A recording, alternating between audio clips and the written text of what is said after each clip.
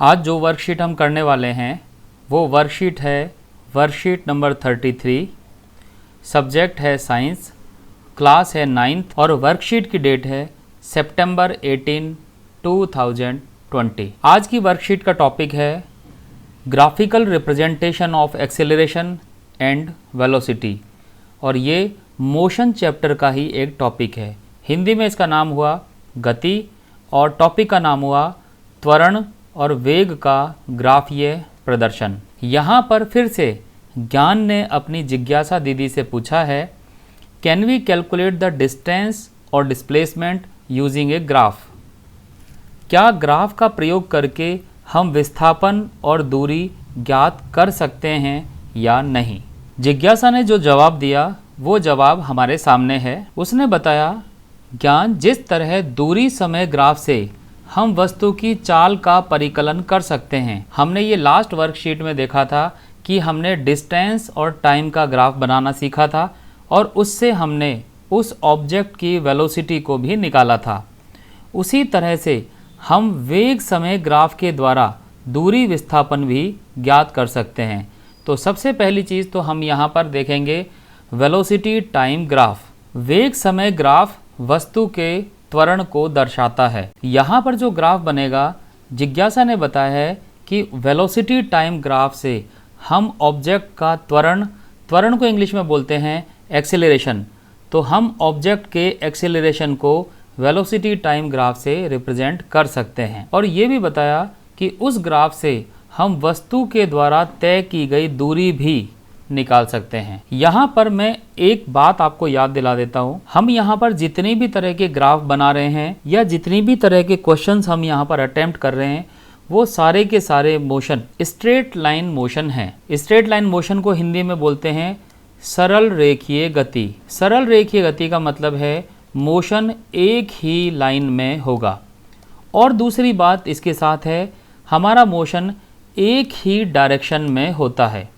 हम यहाँ पर कभी नहीं मान रहे हैं कि वो ऑब्जेक्ट चलता हुआ आगे जा रहा है और फिर वो पीछे भी आ गया।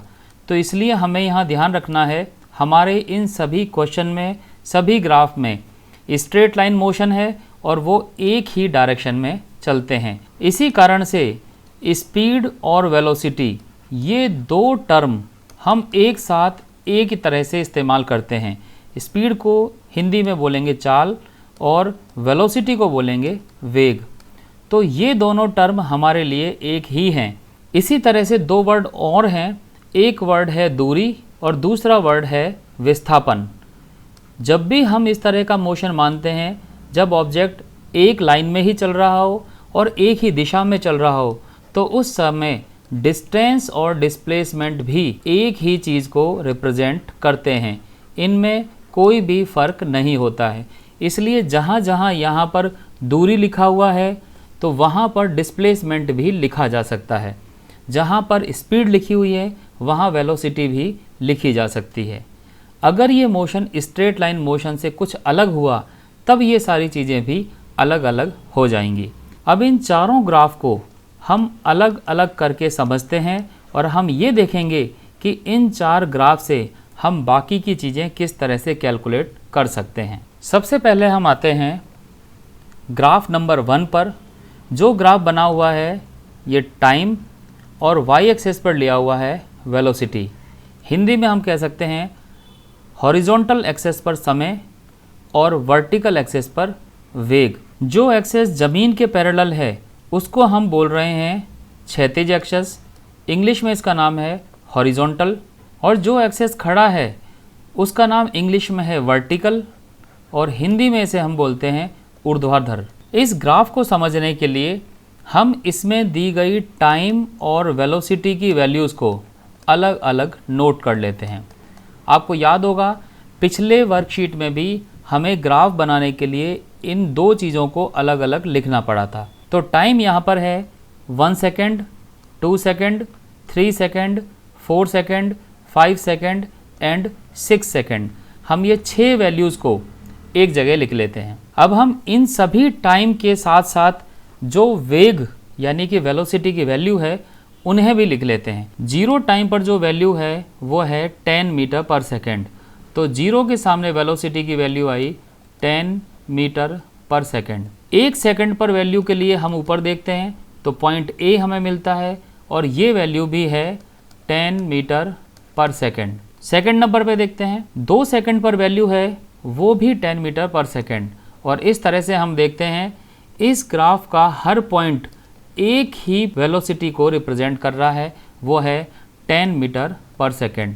तो 3 पर भी वैल्यू 10 है, 4 पर भी वैल्यू 10 है, 5 पर भी वैल्यू 10 है और 6 पर भी वैल्यू 10 है। ग्राफ बनाना हम सीख चुके हैं, इसलिए हम यहाँ पर ग्राफ से मिलने वाले डेटा की बात कर रहे हैं। अब इन सभी वैल्यूज़ को अगर हम नोट करते हैं तो देखते हैं सभी जगह वेलोसिटी सेम है, यानी कि एक समान वेग है। तो आप देख सकते हैं नीचे लिखा हुआ है यूनिफॉर्म वेलोसिटी, यानी कि एक समान चाल। तो हम ये कह सकते हैं अगर कोई वस्तु एक समान चाल से चल रही है तो उसका जो ग्राफ होगा वो टाइम एक्सेस के समांतर होगा। हम कह सकते हैं graph of an object is parallel to time axis moving with uniform velocity. यहाँ पर हम एक्सेलरेशन निकाल के देखते हैं। एक्सेलरेशन है दो वेलोसिटी का डिफरेंस और उन वेलोसिटीज़ का टाइम। तो यहाँ पर हम फाइनल वेलोसिटी और इनिशियल वेलोसिटी की बात करते हैं और ये दोनों उनके टाइम है। तो ये कोई भी 2 पॉइंट हम यहाँ पर ले सकते हैं। मान लिया एक पॉइंट हमने ले लिया 2 और 10 का डेटा, दूसरा पॉइंट हम ले लेते हैं 5 और 10 का डेटा। इसको हम मान लेते हैं v, इसको मान लेते हैं u, इस टाइम को हम मान लेते हैं t1 और इस टाइम को मान लेते हैं t2। अगर ये वैल्यूज़ यहाँ पर रखते हैं तो v की वैल्यू, u की वैल्यू, t2 की वैल्यू 5 और t1 की वैल्यू 2। इसको सॉल्व करेंगे तो हम देख सकते हैं इसकी वैल्यू आ गई 0, यानी कि ऐसे मोशन में एक्सेलरेशन 0 होता है। देखिए लिखा हुआ है नो एक्सेलरेशन, त्वरण 0। तो ये है पहले ग्राफ का एनालिसिस, जिससे पता चलता है यूनिफॉर्म वेलोसिटी से चलने वाले ऑब्जेक्ट का ग्राफ एक स्ट्रेट लाइन होता है जो टाइम एक्सेस के पैरेलल होता है और उसका एक्सेलरेशन 0 होता है। अब हम बात करते हैं दूसरे ग्राफ की। दूसरा ग्राफ बना हुआ है टाइम और वेलोसिटी का ग्राफ है, समय और वेग का ग्राफ है। और इस ग्राफ में हम देखते हैं जो ग्राफ बना हुआ है वो एक तिरछी लाइन है। तिरछी मीन्स ऑब्लिक लाइन है। हर बार की तरह हम टाइम और वेलोसिटीज़ की वैल्यूज़ को अलग से नोट कर लेते हैं। तो एक तरफ हम लिखते हैं टाइम और एक तरफ लिखते हैं वेलोसिटी। टाइम की वैल्यूज़ हमें मिली हुई है 0, 1, 2, 3, 4, 5। इनको नोट कर लेते हैं 0, 1, 2, 3, 4 एंड 5। अब इन्हीं के रेस्पेक्टिव वेलोसिटी की वैल्यू, 0 पॉइंट के लिए वेलोसिटी है 0, 1 के लिए वेलोसिटी है 4, 2 के लिए वेलोसिटी है 8, 3 के लिए वेलोसिटी है 12, 4 के लिए वेलोसिटी है 16, 5 के लिए वेलोसिटी है 20। तो ये सारी की सारी वैल्यू हुई वेलोसिटी की वैल्यू। तो पहली चीज़, वेलोसिटी कहीं पर भी सेम नहीं है, वेलोसिटी लगातार बढ़ रही है। तो ये मोशन यूनिफॉर्म मोशन नहीं हुआ। It is the case of non uniform motion. अब हम बात करते हैं इससे निकलने वाले एक्सेलरेशन की। एक्सेलरेशन का फॉर्मूला हम जानते हैं v minus you upon T होता है। t यहाँ पर दोनों वेलोसिटीज़ का टाइम है। तो हर बार की तरह 2 पॉइंट हम चुन लेते हैं यहाँ पर। तो पहला पॉइंट हमने मान लिया 4 सेकेंड वाला और दूसरा पॉइंट हम मान लेते हैं 2 सेकेंड वाला। तो ये हमारा हुआ पहला पॉइंट और ये हुआ दूसरा पॉइंट। तो पहले टाइम को नाम दे दिया t1, दूसरे टाइम को नाम दे दिया t2 और पहली वेलोसिटी को नाम दिया u और दूसरी वेलोसिटी को नाम दिया v। अगर इन दोनों पॉइंट को ग्राफ में रिप्रेजेंट करते हैं तो फर्स्ट पॉइंट हुआ ये और सेकंड पॉइंट हुआ ये। यहाँ पर हम देखते हैं v की वैल्यू 16, u की वैल्यू 8, टाइम की value t2 is 4, t1 is 2। Solve करेंगे, दिस इज़ 8/2 और आंसर आ जाएगा 4 मीटर पर सेकंड स्क्वायर। ये जो एक्सेलरेशन हमने निकाला है ये हम किन्हीं और पॉइंट के लिए भी निकाल के देखते हैं। मान लिया हमने एक पॉइंट ले लिया 4 और दूसरा पॉइंट ले लिया 20। इन दोनों के लिए वैल्यूज़ रखते हैं तो एक्सेलरेशन देखिए कैसा आता है। वैल्यू रखते हैं v की वैल्यू 20, u की वैल्यू 4। इस 20 के लिए टाइम की वैल्यू है 5, तो t2 की वैल्यू 5, और इस 4 के लिए टाइम की वैल्यू है 1, तो यहाँ लिखेंगे हम 1। आंसर आएगा 16/4। दिस इज अगेन 4 मीटर पर सेकेंड स्क्वायर। इन दोनों वैल्यूज़ को देखकर हम बता सकते हैं कि ये एक्सेलरेशन कांस्टेंट एक्सेलरेशन है, यानी कि त्वरण यहाँ पर समान रहता है। तो यहाँ पर देखिए लिखा हुआ है एक समान त्वरण, यानी कि त्वरण हमेशा समान रहता है, और यहाँ पर लिखा हुआ है यूनिफॉर्म एक्सेलरेशन। तो ये एक ऐसा मोशन है जो नॉन यूनिफॉर्म मोशन है, लेकिन इसको हम यूनिफॉर्म भी लिख सकते हैं, लेकिन यूनिफॉर्म सिर्फ एक्सेलरेशन के लिए ही हम लिखेंगे। तो यहाँ से हमें पता चलता है नॉन यूनिफॉर्म मोशन के लिए वेलोसिटी टाइम ग्राफ भी एक सीधी रेखा होता है, लेकिन ये सीधी रेखा टाइम एक्सेस के पैरेलल नहीं है, वो झुकी हुई है, और यहाँ पर एक्सेलरेशन कांस्टेंट होता है। अब हम आते हैं तीसरे ग्राफ पर। तीसरा ग्राफ भी टाइम और वेलोसिटी का ग्राफ है। अब इस ग्राफ की वैल्यूज़ को भी हम नोट कर लेते हैं। हर बार की तरह टाइम की यहाँ पर 6 वैल्यूज़ हैं, 0, 1, 2, 3, 4, 5 एंड 6। अब हमें हर एक टाइम पर अलग अलग वेलोसिटीज़ की वैल्यू ग्राफ में से नोट करनी है। तो सबसे पहले बात करते हैं 0 टाइम पर। 0 टाइम पर वेलोसिटी है 20, क्योंकि ग्राफ यहीं पर इसको काट रहा है, तो ये लिखा हमने 20। 1 सेकंड पर जब इसको ऊपर की तरफ बढ़ाते हैं तो ये इस जगह पर जाकर इसको काटता है। इस पॉइंट पर वेलोसिटी की वैल्यू हमें पता लगेगी। तो यहाँ देखते हैं 10 के बाद ये वाला पॉइंट होगा 12, ये 14, ये 16, ये 18 और ये 20। आप यहाँ पर ये भी समझ सकते हैं कि ग्राफ किस तरह से बनाते हैं। इस ग्राफ का ये जो छोटा वाला पार्ट है, ये 2 मीटर की वेलोसिटी को रिप्रेजेंट करता है, इसलिए हमने हर बार ये 2 ऐड कर दिया। तो 1 सेकंड के लिए वेलोसिटी है 16, तो हम यहाँ पर 16 रख लेते हैं। फिर हम 2 सेकंड पर वेलोसिटी देखते हैं। 2 सेकंड पर वेलोसिटी है, यहाँ पहुँचे और ये पार्ट आ गया 14 पर, तो ये 14। 3 सेकंड पर देखते हैं, ये पॉइंट यहाँ पहुँचा और ये वेलोसिटी निकली 10। 4 सेकंड पर चेक करते हैं, ये ग्राफ यहाँ कटा और इसको पीछे की तरफ बढ़ाया, तो वेलोसिटी निकली 10 से कम यहाँ पर 8, ये 6, ये 4, ये 2 और ये 0। तो हमारा जो पॉइंट है वो 6 को रिप्रेजेंट करता है, तो 4 पर वेलोसिटी हुई 6। इसके बाद 5 पर आते हैं। 5 पर सेकंड पॉइंट है, तो वेलोसिटी हुई 4, और 6 पर वेलोसिटी हो जाएगी 0। तो इस तरह से हमें ये सारी वेलोसिटीज़ पता लग गई हैं। तो एक बात जो समझ में आती है, ये मोशन भी नॉन यूनिफॉर्म मोशन है। नॉन यूनिफॉर्म इसलिए है क्योंकि वेलोसिटी की वैल्यू कहीं पर भी एक जैसी नहीं है। दूसरी बात, जब ये नॉन यूनिफॉर्म मोशन है तो इसमें निश्चित रूप से एक्सेलरेशन ज़रूर होगा। लेकिन यहाँ ध्यान रखने की बात है, जब वेलोसिटी बढ़ती है तो हम उसे बोलते हैं एक्सेलरेशन, लेकिन यहाँ वेलोसिटी कम हो रही है, इसलिए ये जो एक्सेलरेशन है इसका नाम अब एक्सेलरेशन नहीं होता, इसका नाम होता है रिटार्डेशन, और हिंदी में इसे हम बोलते हैं मंदन। आप ग्राफ में देखिए, यहाँ लिखा हुआ है मंदन गति और यहाँ लिखा हुआ है रिटार्डेशन। तो ये एक नॉन यूनिफॉर्म मोशन का एग्जाम्पल है जिसमें एक्सेलरेशन की जगह रिटार्डेशन काम आ रहा है। अगर हम यहाँ पर एक्सेलरेशन निकालना चाहें तो हम ये भी देख सकते हैं कि इस एक्सेलरेशन की वैल्यू कितनी है। एक बार चेक करते हैं। फॉर्मूला हमारा फिर से v minus you upon T2 minus T1। किन्हीं 2 पॉइंट को हम ले लेते हैं। तो पहला पॉइंट हम ले लेते हैं 1 सेकंड का और दूसरा पॉइंट ले लेते हैं 2 सेकंड का। ये है u, ये है v, ये वाला पॉइंट है T1 और ये पॉइंट है T2।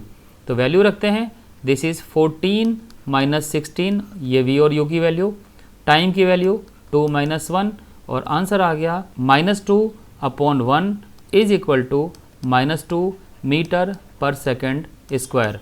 हम देख सकते हैं माइनस आने का मतलब ये है स्पीड लगातार कम हो रही है। हम इस एक्सेलरेशन को फिर से निकाल के देखते हैं। सेम फार्मूला फिर से हमने लगाया, इस बार हम पॉइंट बदल लेते हैं। इस बार हमने पॉइंट ले लिया एक 3 सेकंड वाला और एक पॉइंट हमने ले लिया 6 सेकंड वाला। तो इस केस में ये u, ये v, ये t1, ये t2 वैल्यूज़ रखते हैं। तो 0 - 10 upon t2 - t1 means 6 - 3। Solve करेंगे -10 अपॉन 3। हम ये देखते हैं कि यहाँ पर भी आंसर तो नेगेटिव आया, लेकिन पहले एक्सेलरेशन 2 था और अब एक्सेलरेशन जो है वो -10 अपॉन 3 है। तो यहाँ पर यह एक्सेलरेशन भी यूनिफॉर्म नहीं है। तो this is the case of non uniform acceleration. Hindi में इसका नाम हुआ असमान त्वरण। हम देख सकते हैं यहाँ पर नॉन यूनिफॉर्म एक्सेलरेशन, असमान त्वरण भी लिखा हुआ है। अब हम आते हैं फोर्थ ग्राफ पे। फोर्थ ग्राफ के लिए भी टाइम और वेलोसिटीज़ की वैल्यू को सबसे पहले हम नोट कर लेते हैं। यहाँ पर टाइम की वैल्यू है 0, 4, 8, 10, 14, 16 और 20। इन्हीं के रेस्पेक्टिव वेलोसिटीज़ की वैल्यूज़ को भी हम ग्राफ में से देख के नोट कर लेते हैं। 0 पर वैल्यू है 0, 4 पर वैल्यू 4 सेकंड की ये लाइन है। इस लाइन को ऊपर की तरफ बढ़ाएंगे, जहाँ इंटरसेक्ट होगी वहाँ से हम वेलोसिटी की लाइन देखते हैं। तो अगर 2-2 के हिसाब से बढ़ाते हैं तो 12, 14, ये 16, ये 18 और ये 20। तो हम देख सकते हैं 4 सेकंड पर वेलोसिटी है 16। इसी तरह से 8 पर देखते हैं। 8 को जब आगे की तरफ बढ़ाते हैं तो ये पॉइंट मिलता है हमें 20 का पॉइंट। तो 8 पर वेलोसिटी है 20। इसी तरह से 10 पर वेलोसिटी देखते हैं। 10 पर वेलोसिटी है 10 के ऊपर वाला पॉइंट यानी कि 12 मीटर पर सेकेंड। उसके बाद 14 पर वेलोसिटी देखते हैं। तो 14 पर वेलोसिटी है 20 मीटर पर सेकेंड। हम यहाँ पर एक चीज़ नोट कर सकते हैं, वेलोसिटी 16 से 20 आते समय बढ़ गई और 20 से 12 आते समय ये कम हो गई। तो ये मोशन ना तो लगातार वेलोसिटी बढ़ने का है ना वेलोसिटी घटने का है। तो पहली चीज़ तो ये कि ये मोशन भी असमान गति को रिप्रेजेंट करता है, मतलब नॉन यूनिफॉर्म मोशन। जब भी नॉन यूनिफॉर्म मोशन होता है तो एक्सेलरेशन ज़रूर होता है। यहाँ पर भी एक्सेलरेशन है, लेकिन हम ये कह सकते हैं वेलोसिटी जब बढ़ रही है तो एक्सेलरेशन पॉजिटिव होगा और जब घट रही है तो वो मंदन होगा यानी कि रिटार्डेशन होगा। तो हम यहाँ पर कह सकते हैं कि एक्सेलरेशन है, लेकिन वो भी असमान त्वरण है, मीन्स नॉन यूनिफॉर्म एक्सेलरेशन। देखिए, नॉन यूनिफॉर्म एक्सेलरेशन और ये असमान त्वरण। तो ये 4 ग्राफ हुए जो हमने समझे। अब हम ये समझेंगे इस ग्राफ से विस्थापन या दूरी कैसे निकालते हैं। इस ग्राफ में जो चीज़ हमें साफ नज़र आ रही है वो ये है, ये ग्राफ टाइम एक्सेस के पैरेलल है, इसलिए ये ग्राफ एक समान वेग को रिप्रेजेंट करता है। डिस्टेंस जब भी निकालने के लिए पूछा जाएगा तो हमें कोई 2 पॉइंट ज़रूर दिए जाएंगे। तो यहाँ पर 2 पॉइंट हैं, एक पॉइंट A है और दूसरा पॉइंट B है। तो पहला काम हमें करना है उन पॉइंट्स को ग्राफ पर ड्रॉ कर लेना है। तो ग्राफ में देखिए A और B पॉइंट हमने लिख लिए हैं। फिर इस पॉइंट से टाइम एक्सेस पर एक लाइन खींचनी है जो बिल्कुल परपेंडिकुलर हो, 90 डिग्री पर एक लाइन हो। इसी तरह से दूसरे पॉइंट से भी एक लाइन ड्रॉ करनी है जो टाइम एक्सेस के परपेंडिकुलर हो। तो इस तरह से हम देखते हैं जब ये लाइन ड्रॉ करेंगे तो हमें एक एरिया नज़र आएगा और ये क्षेत्रफल देखने में कुछ रेक्टेंगल यानी कि आयत जैसा नज़र आ रहा है। तो बस हमें करना क्या है, इस रेक्टेंगल का जो एरिया होगा वही डिस्टेंस की वैल्यू होगी। तो ये जो एरिया होगा वही हमें कैलकुलेट करना है। और हम ये जानते हैं कि रेक्टेंगल का एरिया निकालने का तरीका है उसकी दोनों साइड जो हैं उनको हमें मल्टीप्लाई करना है। तो यहाँ पर एक साइड है उसकी AC और दूसरी साइड है उसकी CD। चेक करिए, एक साइड है ये AC और दूसरी साइड है CD। इन दोनों की जो वैल्यूज़ निकालनी है वो वैल्यू कैसे निकालनी है ये देखिए। AC की वैल्यू निकालने के लिए A पॉइंट से वेलोसिटी एक्सेस पर एक लाइन ड्रॉ करिए परपेंडिकुलर, तो हमें एक पॉइंट मिल जाएगा, दिस इज़ 40। और C से भी एक लाइन ड्रॉ करेंगे, हमें दूसरा पॉइंट मिल जाएगा, दैट इज़ 0। तो इन दोनों का जो डिफरेंस होगा वही डिफरेंस हमें AC की लेंथ देगा। और इसी तरह से CD की वैल्यू निकालने के लिए C से टाइम एक्सेस पर एक लाइन ड्रॉ करेंगे और D पर भी एक लाइन ड्रॉ करेंगे। तो D वाली लाइन पहुंची है 4 पर और C वाली लाइन पहुंची है 1 से थोड़ा आगे। तो इस ग्राफ में हम बहुत ढंग से नहीं पढ़ पाएंगे कि ये रीडिंग कितनी है। तो यहाँ हम देखते हैं कि यहाँ पर 1.2 इस्तेमाल की हुई है, तो हम भी इसको 1.2 ले लेते हैं। तो पहली रीडिंग हुई 4 और दूसरी रीडिंग हुई 1.2। तो इस तरह से ये वेलोसिटी की दो वैल्यूज़ हैं और ये टाइम की दो वैल्यूज़ हैं। इन दोनों को सब्ट्रैक्ट करके मीन्स घटा के हम AC और CD की वैल्यूज़ पता लगा लेंगे, और जब इन दोनों को सॉल्व करेंगे तो इससे हमें टोटल डिस्टेंस की वैल्यू मिल जाएगी। यहाँ ये ध्यान रखना है, डिस्टेंस की जो वैल्यू है वो किलोमीटर है या मीटर, ये जानने के लिए इस 40 की वैल्यू देखते हैं। दिस इज़ 40 और यहाँ पे लिखा है किलोमीटर पर आवर, तो ये वैल्यू ही किलोमीटर पर आवर। इसी तरह से टाइम की वैल्यू 2.8 और यहाँ पता लग रहा है, देखिए ब्रैकेट में ये h लिखा है, यानी कि ये घंटे में दिया हुआ है। जब ये h से h कैंसिल हो जाएंगे तो आंसर बचेगा किलोमीटर। तो इस तरह से अगर हमें वेग समय ग्राफ दिया हुआ है तो दो पॉइंट के बीच में दूरी निकालने का तरीका है, उस पॉइंट से हम एक रेक्टेंगल बनाते हैं और उस रेक्टेंगल का एरिया कैलकुलेट कर लेते हैं। अब हम आते हैं यूनिफॉर्म एक्सेलरेशन, और यहाँ पर भी हमें फिर से डिस्टेंस निकालने के लिए कहा गया है।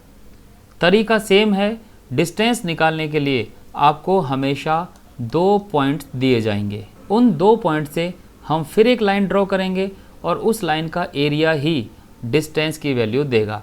फ़र्क सिर्फ ये है, यहाँ पर रेक्टेंगल की जगह एरिया कुछ और बना हुआ है। यहाँ देख सकते हैं, एक पॉइंट है A, दूसरा पॉइंट है E। A से लाइन ड्रॉ करी, वो नीचे की तरफ पहुँची, एक E से लाइन ड्रॉ करी, वो भी नीचे पहुँच गई, और ये एरिया आप देख सकते हो, ये एरिया रेक्टेंगल नहीं है।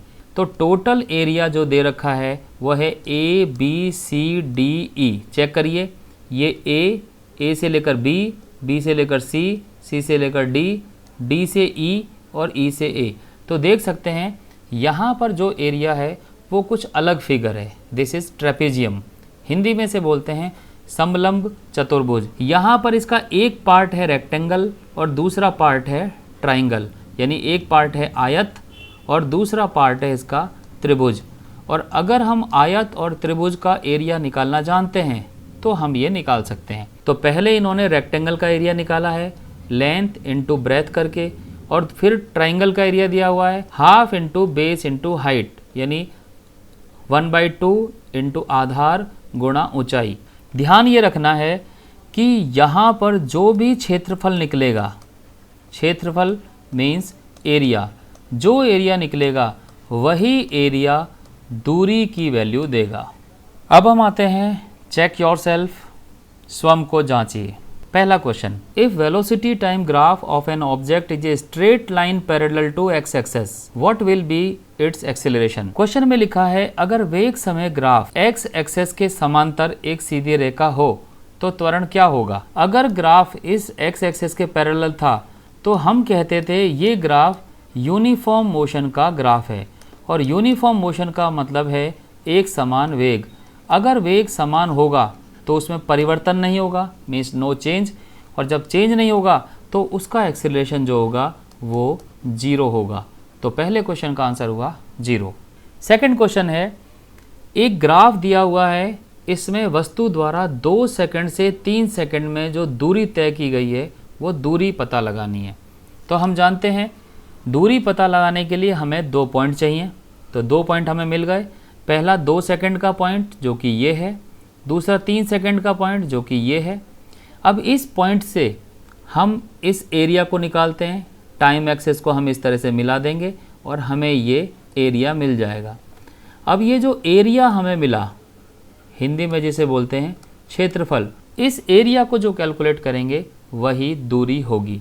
तो यहाँ पर हम नाम लिख लेते हैं इनके, ये A, ये B, ये C, ये पॉइंट हम ले लेते हैं D और ये पॉइंट E। तो यहाँ पर 2 चीज़ें बनेंगी, एक तो बनेगा रेक्टेंगल और एक बनेगा ट्राइंगल। जो रेक्टेंगल है उसका नाम है ABCD। आप चेक कर सकते हैं, A से B, B से C, C से D। और ट्राइंगल यहाँ पर जो बना है वो बना ADE।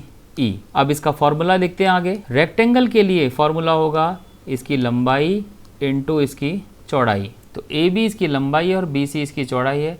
और ट्राइंगल यानी त्रिभुज के लिए फॉर्मूला होगा हाफ इंटू बेस, बेस है यहाँ पर ए डी और हाइट है यहाँ पर ई डी। तो ये वैल्यूज़ रखते हैं। अब मैं वैल्यूज़ भी लिखता हूँ, आप इसको आराम से करके देखना। हम यहाँ पर वैल्यू डायरेक्ट लिख रहे हैं।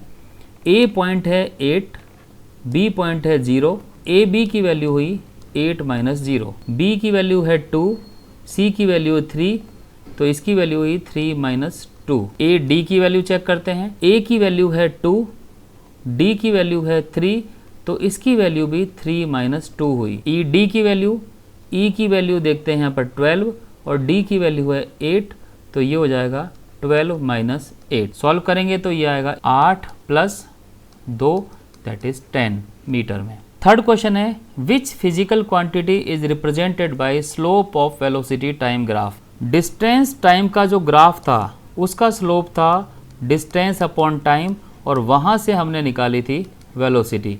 क्यों, वेलोसिटी का फार्मूला होता है डिस्टेंस अपॉन टाइम। लेकिन अगर ये ग्राफ टाइम और वेलोसिटी का होता तो हम ये कहते स्लोप होगा v अपॉन टी, या वेलोसिटी और ये टाइम। v अपॉन टी होता है एक्सीलरेशन, हिंदी में जिसे बोलते हैं त्वरण। तो हम ये कह सकते हैं वेलोसिटी टाइम ग्राफ का जो स्लोप है वो स्लोप एक्सीलरेशन की वैल्यू देता है। Fourth question, draw velocity time graph for a accelerated motion and retardation motion of the object. तो ग्राफ कुछ इस तरह से होंगे टाइम और वेलोसिटी के। अगर ये वेलोसिटी बढ़ती हुई दिखाएंगे तो ये एक्सेलरेशन का ग्राफ हुआ, अगर टाइम और वेलोसिटी घटती हुई दिखाएंगे तो ये रिटार्डेशन का ग्राफ हुआ। हम जो 4 ग्राफ शुरू में पढ़ चुके हैं उनमें से ही ये 2 ग्राफ हैं। अगर इससे संबंधित कोई प्रश्न है तो आप कमेंट बॉक्स में पूछ सकते हैं। Thank you.